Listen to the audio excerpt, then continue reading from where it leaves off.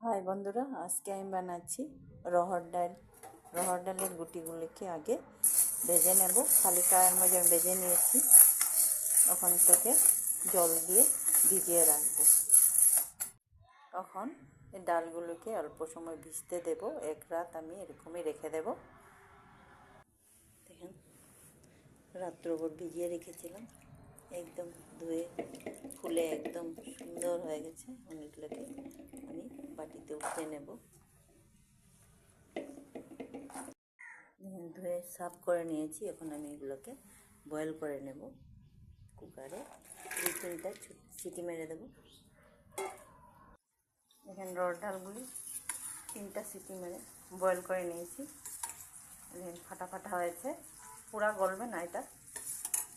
এখন আমি এটাকে সম্বাস দিয়ে দেখেন আমি রান্না শুরু করে দিয়েছি তেজপাতা, পেঁয়াজ আর টমেটো।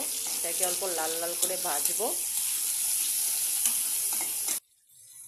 লাল লাল হয়ে গেছে টমেটো, তখন দিয়ে দেব অল্প আদা কুচি, লবণ আর হলুদ। হয়ে গেছে লাল লাল, এখন দিয়ে দেব ডালগুলি। এখন অল্প দেব জিরার গুঁড়া আর ধনিয়া গুঁড়া, অল্প দিলাম মরিচের গুঁড়া আর কাঁচা লঙ্কা। এখন এটাকে ভালো করে বয়েল হওয়ার জন্য কিছু সময়ের জন্য ঢেকে রাখবো। দেখেন রহর ডাল হয়ে গেল। অর্গ্যানিক আমার বাড়ির রহর ডাল, এরকম খেয়ে দেখবেন। আমি দিয়ে দিলাম অল্প ধনিয়া পাতা। এখন নামিয়ে নেব।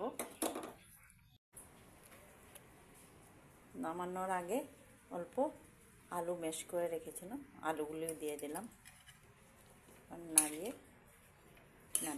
নামিয়ে নিলাম রহর ডাল।